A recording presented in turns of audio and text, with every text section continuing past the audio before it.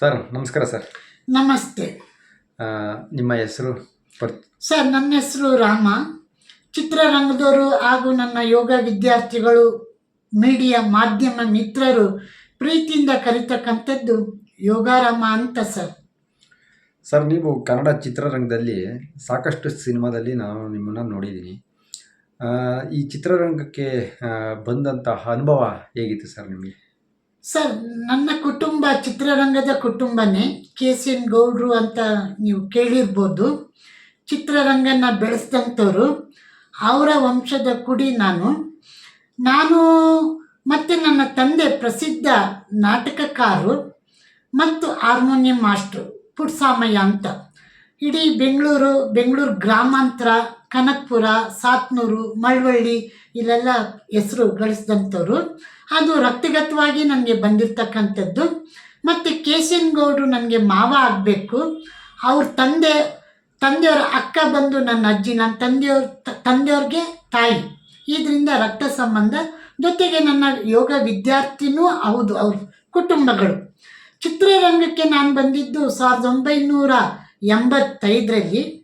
Y ಕೃಷ್ಣಂರಾಜ್ ನಟ, ನಿರ್ದೇಶಕ, ನಿರ್ಮಾಪಕ. ಅವರು ಒಂದು ಪತ್ರಿಕೆಯಲ್ಲಿ ಜಾಹೀರಾತು ಕೊಟ್ಟಿದ್ದರು. ಕೈದಿ ನಂಬರ್ 407 ಸಿನಿಮಾ ನೀವು ಕೇಳಿರ್ಬೋದು. ಆ ಸಿನಿಮಾಗೆ ನಟರುಗಳು ಬೇಕಂತ ಒಂದು ಜಾಹೀರಾತು ಕೊಟ್ಟಿದ್ದರು. ಆ ಜಾಹೀರಾತು ಮುಖಾಂತರ ನಾನು ಅಲ್ಲಿಗೆ ಪ್ರವೇಶ ಮಾಡಿದೆ. ಸರ್, ಇವತ್ತು ನಾವು ಮಾತಾಡಬೇಕಾಗಿರೋ ಈಗ ವೈ ಕೃಷ್ಣಂರಾಜು ಅವರ ಮತ್ತೆ ನಿಮ್ಮ ಒಡನಾಟ ಹೇಗಿತ್ತು? ಜೊತೆಗೆ ಅವರು ಎಷ್ಟನೇ ಇಸ್ವಿಯಿಂದ ಕನ್ನಡ ಚಿತ್ರರಂಗದಲ್ಲಿದ್ದರು, ಒಟ್ಟಿಗೆ ಇದೆಲ್ಲ ನಿಮ್ಗೆ ಏನೇನು ಗೊತ್ತು ಅವ್ರ ಬಗ್ಗೆ ಸಂಕ್ಷಿಪ್ತವಾಗಿ ಒಂದು ವಿವರಣೆ ಕೊಡಿ ಸರ್. Okay sir. ಯಾಕೆಂದರೆ ಅವರು ನನ್ನನ್ನು ಚಿತ್ರರಂಗಕ್ಕೆ ಪರಿಚಯಿಸಿದಂಥ ಗುರುಗಳು. ನನ್ನೊಬ್ಬನೇ ಅಲ್ಲ, ಖ್ಯಾತ ಸಂಕಲನಕಾರಾದಂಥ ಕೆಂಪರಾಜ್ ಮತ್ತು ನೀಗ್ರೋ ಜಾನಿ, ಸುಮಾರು ಜನನ ಮತ್ತು ಅನೇಕ ನಿರ್ದೇಶಕರುಗಳಾಗಿದ್ದಾರೆ. ಅವ್ರ ಹತ್ರ ಸಹಾಯಕ ನಿರ್ದೇಶಕರುಗಳಾಗಿ ಕೆಲಸ ಮಾಡಿ ಖ್ಯಾತ ನಿರ್ದೇಶಕರುಗಳು ಸಹ ಆಗಿದ್ದಾರೆ. ಅದರಲ್ಲಿ ನಮ್ಮ ಇವರು ರಾಜಶೇಖರ್ ಇರ್ಬೋದು, ಮತ್ತು ಅರುಣ್ ಲೋಕನಾಥ್ ಸರ್ ಇರ್ಬೋದು, ಸುಮಾರು ಜನ ಅವರು ನನ್ನ ಒಡನಾಟ 1985ರಿಂದ ನಾವು ತಂದೆ ಮಕ್ಕಳು ಸಂಬಂಧ ಅಂತ ಹೇಳ್ಬೋದು. ಅವ್ರ ಹತ್ರ ಅವರ 3 ಚಿತ್ರಗಳಲ್ಲಿ ನಾನು ಕೆಲಸ ಮಾಡಿದೆ. ಮತ್ತು ನನಗೆ ಮುಕ್ತ ಅವಕಾಶನೂ ಕೊಟ್ಟು ಅನೇಕ ನಿರ್ದೇಶಕರುಗಳನ್ನು ಸಹ ನನಗೆ ಪರಿಚಯ ಮಾಡಿದರು. ಅವರು ಚಿತ್ರರಂಗಕ್ಕೆ ಬಂದಿದ್ದು ಫಸ್ಟು ಅವರು ಬರೋಕ್ಕಿಂತ ಮುಂಚೆ ಮಾರ್ಕೆಟ್ನಲ್ಲಿ ಹೂವಿನ ವ್ಯಾಪಾರಿಯಾಗಿದ್ದರು. ಜೊತೆಗೆ ಅಲ್ಲಿಂದ ಇವರು AV ಶೇಷಗಿರಾವ್ ಪರಿಚಯ ಆಯಿತು. ಮತ್ತು ಅವರು MN ಶ್ರೀನಿವಾಸರಾವ್ ಅಂತ ರಾಜ್ಕುಮಾರ್ದು ಪ್ರಪ್ರಥಮ ಸಾಮಾಜಿಕ ಪತಿವೃತ ಪಿಕ್ಚರ್ ನಿರ್ದೇಶನ ಮಾಡಿದಂಥ ನಿರ್ದೇಶಕರು ಅವರನ್ನು ಚಿತ್ರರಂಗಕ್ಕೆ ಪರಿಚಯಿಸಿದ್ರು. ಪರಿಚಯಕ್ಕಿಂತ ಮುಂಚೆ ಅವರು ನಾಟಕಗಳನ್ನ ಅಭಿನಯಿಸ್ತಾ ಇದ್ರು. ನಮ್ಮ ಕರ್ನಾಟಕದಲ್ಲಿ ರವೀಂದ್ರ ಕಲಾಕ್ಷೇತ್ರ ನೀವು ಕೇಳಿರ್ಬೋದು, ಟೌನ್ ಹಾಲ್ ಪುರಭವನ, ಅಲ್ಲಿ ಅವರು ನಾಟಕಗಳಲ್ಲಿ ಅಭಿನಯಿಸ್ತಾ ಇದ್ರು. ಅವರ ಜೊತೆಗಾರ ಆಗಿರ್ತಕ್ಕಂಥ ನಮ್ಮ ಪ್ರೊಡಕ್ಷನ್ ಮ್ಯಾನೇಜರ್ ಸುಂದರ್ ಸಾರ್ ಸಹ ಅವರ ಸಮಕಾಲೀನರು. ಅವರು ಒಟ್ಟಿಗೆ ಅಭಿನಯಿಸ್ತಾ ಇದ್ರು. ಅಲ್ಲಿಂದ ಇವರು ಪರಿಚಯ ಮಾಡಿದರು ಸರ್. ಈಗ 1985ನೇ ಇಸ್ವಿಯಲ್ಲಿ ಚಿತ್ರರಂಗಕ್ಕೆ ಬಂದರು ಅಂತ ನೀವು ಹೇಳ್ತಾ ಇದ್ರಿ. ನಾನು ಬಂದಿದ್ದು, ನೀವು ಬಂದಿದ್ದು, ಅವ್ರು ಬಂದಿದ್ದು 1965ರಲ್ಲಿ ಬಂದರು. ಆ ಟೈಮಲ್ಲಿ ಇವರು ಹೂವಿನ ವ್ಯಾಪಾರಿ ಆಗಿದ್ರು. ಹೌದು. ಓಕೆ. ಅಲ್ಲಿಂದ ಇವರು ಯಾವ್ಯಾವ ಹಂತದಲ್ಲಿ ಎಷ್ಟು ಚಿತ್ರಗಳನ್ನು ಮಾಡಿದರು ಸರ್? ಅವ್ರನ್ನ ಪರಿಚಯಿಸಿದಂಥದ್ದು ಖಳನಾಯಕರಾಗಿ MN ಶ್ರೀನಿವಾಸರಾವ್ ಅಂತ ನಾನು ಹೇಳಿದೆ. ರಾಜ್ಕುಮಾರ್ ಅವರ ಪ್ರಪ್ರಥಮ ಸಾಮಾಜಿಕ ಚಿತ್ರ ಪತಿವ್ರತ ನಿರ್ದೇಶನ ಮಾಡಿದಂಥದ್ದು ಬೆಟ್ಟದ ಭೈರವ ಅಂತ. ಅದರಲ್ಲಿ ಬಂದಂಥ ನಮ್ಮ ಇವರು ಇದರ ನೋಡಿ, ಉಪಾಸನೆ ಸೀತಾರಾಮ್ ಸಹ ಅದರಲ್ಲಿ ಆ್ಯಕ್ಟ್ ಮಾಡಿದ್ದಾರೆ. ಉದಯ್ ಕುಮಾರ್ ಹೀರೋ, ಇವರು ಖಳನಾಯಕರು. ಸೊ ಅದರಲ್ಲಿ ಇದು ಮಾಡಿದರು. ಆಮೇಲೆ ಇವರೇ ಸ್ವತಃ ನಟ, ನಿರ್ದೇಶಕ ಮತ್ತು ನಿರ್ಮಾಪಕರಾಗಿ ಮಾಡಿದಂಥದ್ದು ಸಾಕಿದ ಸರ್ಪ 1984ರಲ್ಲಿ ಬಿಡುಗಡೆ ಆಯಿತು. Sudarshan sir hero, Shailashree heroine, ಇವರು ಸೆಕೆಂಡ್ ಹೀರೋ. ಆ ಪಿಕ್ಚರ್ ಅದರಲ್ಲಿ ಶಕ್ತಿ ಪ್ರಸಾದ್ ಸಹ ಇದ್ದಾರೆ. ಆ ಪಿಕ್ಚರ್ ಅಲ್ಲಿ ಇವರು ಸೆಕೆಂಡ್ ಹೀರೋ ಆಗಿದ್ರು. ಹೌದು ಅದು ಹೌದು. ಸಾಕಿದ ಸರ್ಪ. ಸರ್ಪ ಅಂದ್ರೆ ಅದು ಪ್ರೊಡಕ್ಷನ್ ಇವರೇನಾ? ಇವರೇ ವೈ ಕೃಷ್ಣಂರಾಜ್. ಓಕೆ. ಅಣ್ಣಮ್ಮ ದೇವಿ ಪ್ರೊಡಕ್ಷನ್ ನಿರ್ಮಾಣ ಆಗಿರ್ತಕ್ಕಂಥದ್ದು. ಮತ್ತೆ ನಮ್ಗೆ ತಮಿಳಿನಲ್ಲಿ ಬಹಳ ಪ್ರಸಿದ್ಧಿ ಪಡೆದಿರ್ತಕ್ಕಂಥದ್ದು. ಈಗ ನಮ್ಮ ಎಡಿಟರ್ ಆಗಿದ್ದ ನೋಡಿ ಶ್ರೀನಿವಾಸ್ ಬಾಬು ಅಂತ ಖ್ಯಾತ ಸಂಕಲನಕಾರರು. ಅವರನ್ನು ಕನ್ನಡಕ್ಕೆ ಪರಿಚಯ ಮಾಡಿದ್ರು ಸಾಕಿದ ಸರ್ಪದ ಸಂಕಲನಕಾರರಾಗಿ ಅವರು ಬಾಬು ಸಾರು. ಮತ್ತು ನಮ್ಮ ಕಮಲಾಸನ್ ಸಾರ್ ಅವರ ಡ್ಯಾನ್ಸ್ ಮಾಸ್ಟ್ರು, ಅವರು ಇಲ್ಲಿ ಬಂದು ಡ್ಯಾನ್ಸ್ ಮಾಸ್ಟರ್ ಆಗಿ ಕೆಲಸ ಮಾಡಿದರು. ಅದರಲ್ಲಿ ಸಾಕಿದ ಸರ್ಪ ಆಕ್ಷನ್ ಪಿಕ್ಚರು. ಓಕೆ. ಆ ಟೈಮಲ್ಲಿ ಅದ್ರಲ್ಲಿ ನೀವೇನಾದ್ರೂ ಆ್ಯಕ್ಟ್ ಮಾಡಿದ್ರಾ? ನಾನು ಅದರಲ್ಲಿ ಒಂದು ಸಣ್ಣ ಪಾತ್ರ ಮಾಡಿದೆ ಅಷ್ಟೇ. ಅವರ 2ನೇ ಸಿನಿಮಾ ಕೈದಿ ನಂಬರ್ 407 ನಾಯಕ ನಟರಾಗಿರ್ತಕ್ಕಂಥದ್ದು. ಅವರು ನಿರ್ದೇಶನ ಮಾಡಿದರು, ನಿರ್ಮಾಪಕರಾದರು, ನಾಯಕ ನಟ. ಅವರಿಗೆ ನಾಯಕಿಯಾಗಿ ತಾರಾ ಮೇಡಮ್ ಆ್ಯಕ್ಟ್ ಮಾಡಿದರು. ಡಿಸ್ಕೋ ಶಾಂತಿ ಇದ್ದಾರೆ, ಮತ್ತು ಮುಖ್ಯಮಂತ್ರಿ ಚಂದ್ರು, ದಿನೇಶ್ ಸಾರು, ಇವರೆಲ್ಲ ಇರ್ತಕ್ಕಂಥದ್ದು. ಮತ್ತು ಉತ್ತಮವಾದ ಅಳುಬ್ರು ನುರಿತ ತಂತ್ರಜ್ಞರು ಸಹ ಅದರಲ್ಲಿ ಕೆಲಸ ಮಾಡಿದರು. ನೀಗ್ರೋ ಜಾನಿನ ಪರಿಚಯಿಸಿದವರೇ ಕೃಷ್ಣಂರಾಜ್ ಅವರು. ಓಕೆ. ಒಟ್ಟಾರೆಯಾಗಿ ನೀವು 1984ರಿಂದ ಕೃಷ್ಣಂರಾಜು ಅವರ ಜೊತೆ ಸಂಪರ್ಕ ಹೊಂದಿ ಅವರ ಮುಖಾಂತರ ಚಿತ್ರರಂಗಕ್ಕೆ ಪದಾರ್ಪಣೆ ಮಾಡಿದ್ದೀರಿ. ಹೌದು ಸರ್. ನನ್ನ ಕುಟುಂಬದ ಹೇಳ್ಕೊಂಡು ಬರಲಿಲ್ಲ, ನನ್ನ ಕುಟುಂಬದ ನಾನು ಹೇಳಲಿಲ್ಲ. ನನ್ನ ಪ್ರತಿಭೆಯಿಂದ ನಾನು ಬರಬೇಕಂತ ನಾನು ಅವ್ರ ಮುಖಾಂತರ ಬಂದಿಲ್ಲ. ನಾನು ಬರ ಹಾಗಿದ್ದರೆ KCM ಮೂವೀಸಿಂದನೇ ಬರ್ಬೋದಿತ್ತು. ನಾನು ಬರಲಿಲ್ಲ, ಯಾಕೆಂದರೆ ನನ್ನ ಪ್ರತಿಭೆ ನನ್ನಿಂದನೇ ಬರಬೇಕು ಅಂತ ನಾನು ಬಂದೆ. ಸರಿ ಸರ್. ಈಗ ಅದಾದ್ಮೇಲೆ ಈಗ ಸಾಕಿದ ಸರ್ಪ ಆಯಿತು, ಅದಾದ್ಮೇಲೆ ಕೈದಿ ನಂಬರ್ 407 ಆಯಿತು. ಸ್ಟೇಟ್ ಬೆಂಗಳೂರಿನಲ್ಲಿ 13 ಥಿಯೇಟ್ರು ಬಿಡುಗಡೆ ಆದಂಥ ಸಿನಿಮಾ 3 ವಾರ ಓಡ್ತು. ಹುಬ್ಳಿಲಿ 5 ವಾರ ಓಡ್ತು. ಹಾಕಿದ ಬಂಡವಾಳ ಬಂತು, ಚೆನ್ನಾಗಿ ಕಲೆಕ್ಷನ್ ಇತ್ತು. ಹೌದೌದು, ಬಂತು. ಆಮೇಲೆ ನಂತರ ಮಾಡಿದ್ದು ಜೆಂಟ್ಲ್ಮ್ಯಾನ್ ಮಾಡಿದ್ರು. ಜೆಂಟ್ಲ್ಮ್ಯಾನಲ್ಲಿ ಧೀರೇಂದ್ರ ಗೋಪಾಲು, ದೊಡ್ಡಣ್ಣ ಇವರೆಲ್ಲ ಮಾಡಿದ್ರು. ಕಾರಣಾಂತರದಿಂದ ಅದು ಡಿಲೇ ಆಗಿ CBI ಸತ್ಯ ಆಯಿತು. ಅಭಿಜಿತ್ ಥ್ರಿಲ್ಲರ್ ಮಂಜು ಇಬ್ಬರು ಹೀರೋ, ಅರ್ಚನಾ ಮೇಡಮ್ ಹೀರೋಯಿನು, ಮತ್ತು ಗಾಯತ್ರಿ ಮೇಡಮ್ ತಮಿಳ್ ಸ್ಟಾರ್ ಆಗಿದ್ದಂಥವ್ರು, ಅವರು ಸಹ ಇದರಲ್ಲಿ ಆ್ಯಕ್ಟ್ ಮಾಡಿದರು. ಅಂದರೆ ಈಗ ಆ ಟೈಮಲ್ಲಿ ಕೈದಿ ನಂಬರ್ 407 ಆದಮೇಲೆ ಜೆಂಟ್ಲ್ಮ್ಯಾನ್ ಸ್ಟಾರ್ಟ್ ಮಾಡಿ. ಹೌದು, 96ರಲ್ಲಿ ಸ್ಟಾರ್ಟ್ ಮಾಡಿದ್ರು. 85 ಮತ್ತು 96 ನಡುವೆ ಬೇರೆ ಯಾವ ಸಿನಿಮಾನು ಮಾಡಲಿಲ್ಲ ಅವರು. ಸರ್, ಹಾಗೆ ಏನಾಗುತ್ತೆ ಅಂದರೆ ಇವರೇ ನಿರ್ದೇಶಕ ನಿರ್ಮಾಪಕ ಆಗಿರೋದ್ರಿಂದ ಹೀಗಲ್ಲ. ಆಗ ಒಂದು ಸಿನಿಮಾ ಮಾಡಬೇಕಂದ್ರೆ 7-8 ವರ್ಷಗಳು ತಗೊಳ್ತಾ ಇತ್ತು. ಯಾವುದೇ ಸಿನಿಮಾ ಕೊನೆ ಪಕ್ಷ 4-5 ವರ್ಷ ಆದರೂ ಆಗ್ತಿತ್ತು. ಈಗ ಬಂದಂಗೆ ವರ್ಷಕ್ಕೆ 200-300 ಸಿನಿಮಾ ಅವತ್ತಿನ ಕಾಲದಲ್ಲಿ ಬರ್ತಾ ಇದ್ದಿಲ್ಲ ಸರ್, ನಾನು ನೋಡಿದಾಗೆ. ಯಾಕೆಂದರೆ ನಾನು ಅನೇಕ ಖ್ಯಾತ ನಿರ್ದೇಶಕರುಗಳ ಜೊತೆ ಕೆಲಸ ಮಾಡಿದ್ದೀನಿ. ನಮ್ಮದು ಆಗಲೇ 25 ಸಿನಿಮಾ ಮುಗ್ದೋಗಿದ್ದೆ. ಯಾಕೆಂದರೆ ನಾನು ಚಿತ್ರರಂಗದಲ್ಲಿ ಇದ್ದಿದ್ರೆ ಇಲ್ಲಿವರೆಗೂ ನಾನು 1,000 ದಾಟ್ತಾ ಇತ್ತೇನೋ. ಯಾಕೆಂದರೆ ನನಗೆ ಸೇವಾ ಮನೋಭಾವನೆ ಇದ್ದಿದ್ದರಿಂದ, ಮತ್ತು ನಾನು ವಿಶೇಷವಾಗಿ ಅಂಗವಿಕಲರ ಜೊತೆ ಕೆಲಸ ಮಾಡ್ತಾ ಇರೋದ್ರಿಂದ ನಾನು ಆ ಕಡೆ ಹೋದೆ. ಇಲ್ಲಿ ಬರೋದು ಹೋಗೋದು ಮಾಡಿ ಈಗ 4 ವರ್ಷದಿಂದ ಸಿನಿಮಾದಲ್ಲೇ ಸಂಪೂರ್ಣವಾಗಿ ತೊಡಗಿಸ್ಕೊಂಡು ಬಂದೆ ಸರ್. ಆಗ 96ರಲ್ಲಿ ಜೆಂಟ್ಲ್ಮ್ಯಾನ್ ಆಯಿತು. ಜೆಂಟ್ಲ್ಮ್ಯಾನ್ ಆದಮೇಲೆ ಅಥವಾ ಅದಕ್ಕೆ ನಿಂತೋಯ್ತು ಅಂತ ಏನೋ ಹೇಳ್ತಾ ಇದ್ರಿ ನೀವು? ನಿಂತೋಯ್ತು. ಆಮೇಲೆ CBI ಸತ್ಯ ಮಾಡಿದ್ರು. CBI ಸತ್ಯ ಎಷ್ಟು ಆಕ್ಷನ್ ಪಿಕ್ಚರ್ಸ್ ಈಗ ಬಿಡುಗಡೆ ಆಗಿದ್ದು 2015ರಲ್ಲೇ ಬಿಡುಗಡೆ ಆಯಿತು.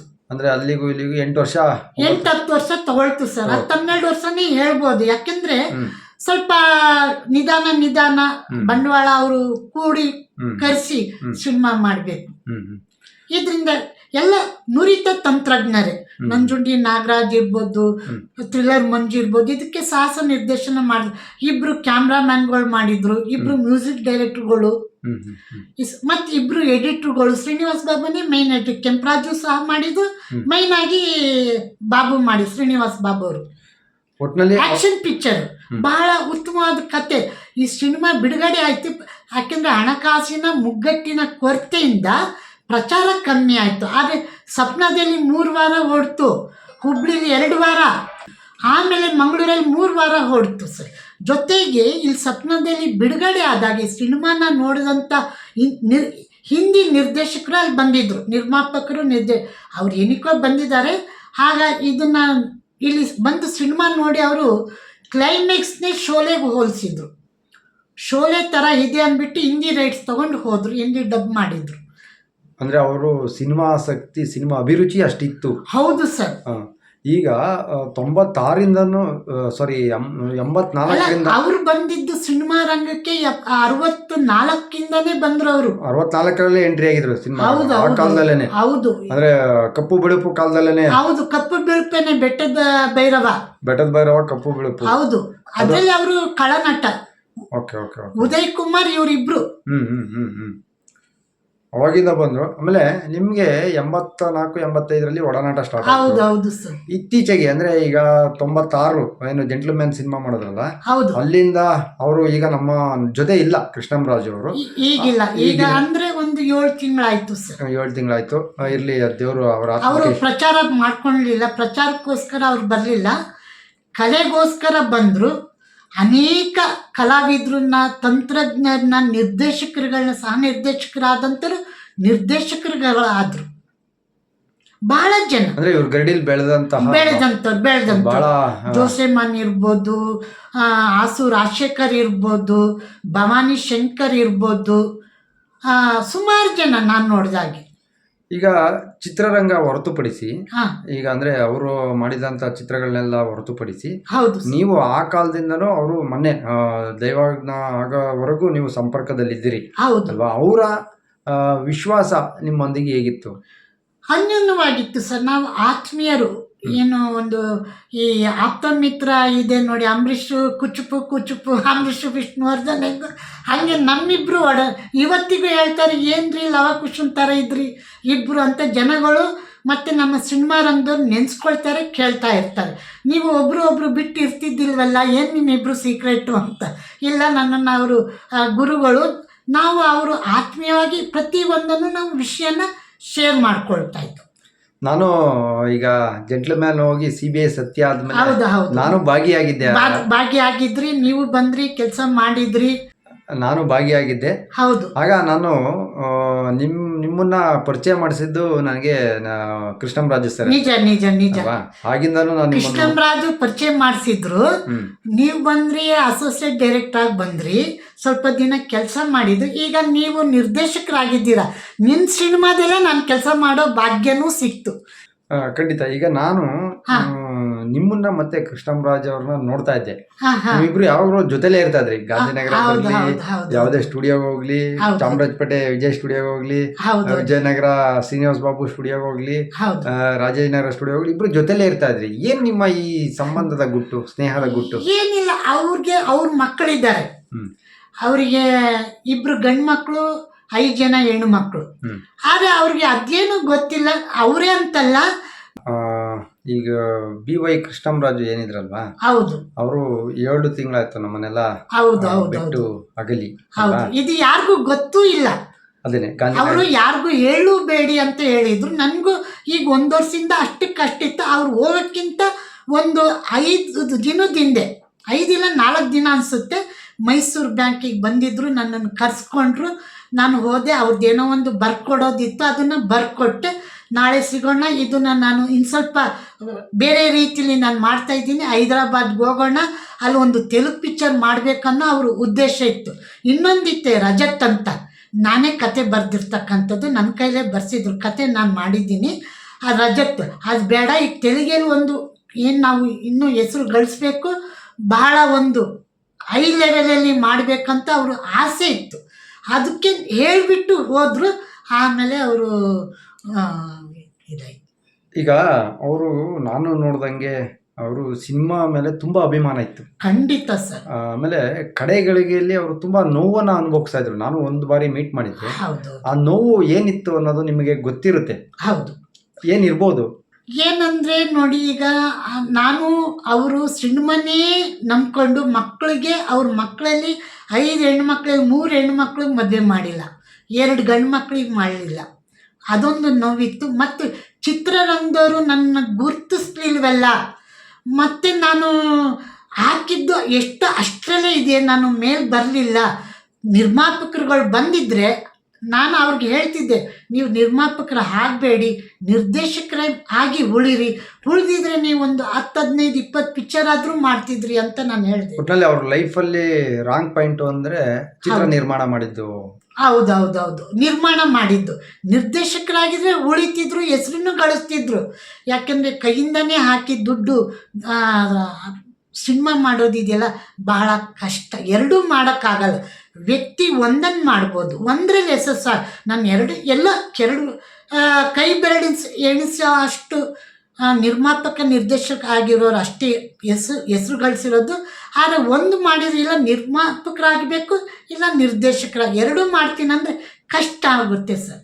ಅದೇ ಅವರು ಸಿನಿಮಾದ ಮೇಲಿನ ತುಂಬ ಅಭಿಮಾನದಿಂದ ಈ ರೀತಿ ಎರಡು ಕೆಲಸಕ್ಕೂ ಕೈ ಯಾಕಂದರೆ ಅವರು ಏನು ನಾನು ನೋಡಿದೆ, ಈ 3-4 ಪಿಕ್ಚರು ಆ್ಯಕ್ಷನ್ ಪಿಕ್ಚರ್ಗಳಿಗೆ ಬಹಳ ಹಣ ಬೇಕು. ಅವ್ರದ್ದು ಉದ್ದೇಶ ಏನಂದರೆ ಬಾಲಿವುಡ್ಕಿನ್ನೂ ಮೀರಿಸ್ಬೇಕು, ಆ ಉದ್ದೇಶ ಇತ್ತು. ಅವರು ಇಂಗ್ಲೀಷ್ ಪಿಕ್ಚರ್ಗಳನ್ನ ನೋಡ್ತಾ ಆ ಲೆವೆಲಿಗೆ ತೊಗೊಂಡೋಗ್ಬೇಕು. ಆದರೆ ದುಡ್ಡಿರಬೇಕು. ದುಡ್ಡಿದ್ದಾಗ ನಾವು ಪಾಪ ಅವ್ರಿಗೆ ಕನಸಿತ್ತು, ಹೀಗೆ ಮಾಡಬೇಕು. ಆ್ಯಕ್ಷನ್ ಅಂದರೆ ಅವ್ರಿಗೆ ಭಾಳ ಖುಷಿ, ಜನರನ್ನ ಎಂಟರ್ಟೈನ್ಮೆಂಟ್ ಮಾಡಬೇಕು. ಅಳೋದಿದ್ದೇ ಇರುತ್ತೆ, ಆದರೆ ಎಂಟರ್ಟೈನ್ಮೆಂಟ್ ಕೊಡಬೇಕು ಜನರ ಮನಸ್ಸಲ್ಲಿ ನಿಲ್ಲಬೇಕು ಅನ್ನೋದೇ ಈ ಕೃಷ್ಣಂರಾಜ್ ಅವರ ಒಂದು ಕನಸಾಗಿತ್ತು. ಪಾಪ ಅವರಿವತ್ತು ನಮ್ಮ ಮುಂದೆ ಇಲ್ಲ. ಇದ್ದಿದ್ರೆ ಇದನ್ನು ಮಾಡ್ತಿದ್ರು. ಅವ್ರ ಪ್ರಾಣ ಇತ್ತು, ಮಾರ್ಕೆಟ್ ರಾಜ ಇತ್ತು, ಮತ್ತು ಒಂದು ಏಕಲವ್ಯಂದೊಂದು ಪೌರಾಣಿಕದ್ದು ಸಿನಿಮಾ ಮಾಡಬೇಕನ್ನೋ ಒಂದು ಅಭಿಲಾಷೆ ಇತ್ತು. ಆಗಲೇ ಮಾಡಬೇಕಂತಿತ್ತು, ಮಾರ್ಕೆಟ್ ರೌಡಿ ಮಾಡಬೇಕಂತಿತ್ತು. ಬಹಳ ಅವ್ರ ಪ್ರಾಜೆಕ್ಟ್ಗಳು ಬಹಳ ಇತ್ತು. 2-3 ಪ್ರಾಜೆಕ್ಟಿಗೆ ನಾನು ಕಥೆನೂ ಬರೆದಿದ್ದೀನಿ. ಖಂಡಿತ ಒಳ್ಳೇದಾಗಲಿ ನಿಮಗೆ. ಜೊತೆಗೆ ಅಲ್ಲ, ಈ ಸಂದರ್ಭದಲ್ಲಿ ಪ್ರತಿಯೊಬ್ಬರು ಅವರ ಕೈಯಿಂದ ಅನ್ನ ತಿಂದಂಥ ತಂತ್ರಜ್ಞರು ಇರ್ಬೋದು, ನಿರ್ದೇಶಕರುಗಳಾಗಿರ್ಬೋದು, ನಟರಾಗಿರ್ಬೋದು, ಅವ್ರು ಯಾರಿಗೂ ಗೊತ್ತಿಲ್ಲ. ಯಾಕೆಂದರೆ ಅವ್ರ ಮನೆಯವರು ಯಾರಿಗೂ ಹೇಳೋದು ಬೇಡ ಅಂದಿದ್ರು. ಆದರೆ ನಾನು ಹೇಳ್ತಾ ಇದ್ದೀನಿ, ಪ್ರತಿಯೊಬ್ಬರು ಅವರ ಆತ್ಮಕ್ಕೆ ಶಾಂತಿ ಕೊಳ್ಳಿ, ಅವ್ರ ಕುಟುಂಬನ ಭಗವಂತ ಕಾಪಾಡಲಿ ಅಂತ ಈ ಸಂದರ್ಭದಲ್ಲಿ ಭಗವಂತನಲ್ಲಿ ಪ್ರಾರ್ಥನೆ ಮಾಡ್ತೀನಿ ಸರ್. ನೀವು 1 ನಿಮಿಷ ಮೌನ ಆಚರಣೆ ಮಾಡಿ ಸರ್.